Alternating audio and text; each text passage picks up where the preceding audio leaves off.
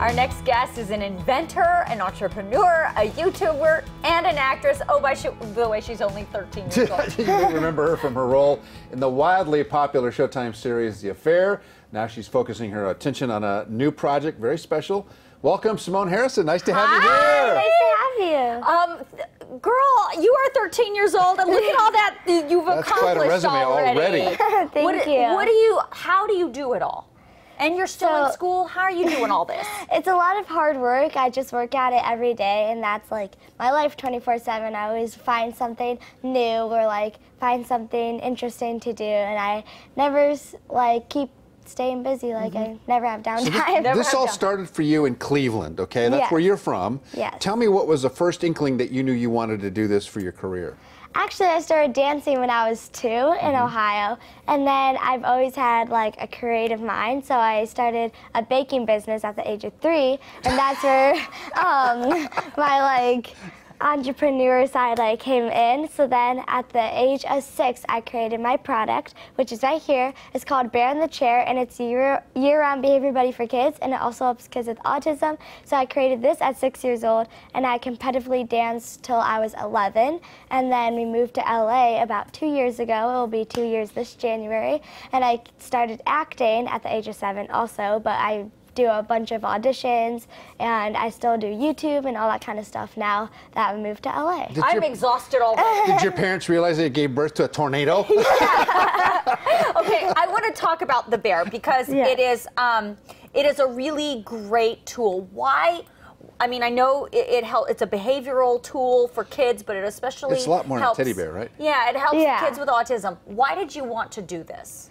So I had an elf on the shelf, and I know a lot of kids like behave good for their elf at Christmas time, whether they want presents or like to impress their elf or whatever. But I wanted kids to behave good all year round and motivate them with like, you never want like to make someone sad or like upset. So what's cuter than a teddy bear, you know? And I love like teddy bears. So I'm like, what if there's something that motivates kids, including me, all year round to behave good and listen to your parents and do your chores? So I'm like, what if it's just like a bear that sits like on a chair or something? Just let's say that, and it motivates kids to be good. And the idea is the little button. It can either be happy or sad depending on the mood. So once I came up with the concept, I started really thinking. My parents like something like this has to exist, and like we kept looking and looking and like nothing like it. So then we decided with the patches that we could switch the patches to tell right away like if you're being good or bad. So if you're being good, you have the happy face patch on, and if you're not being so good, you can switch it. And then you have the sad face patch on. Idea. But you never want to make your bear sad, so that's why you always want to have the happy face patch on.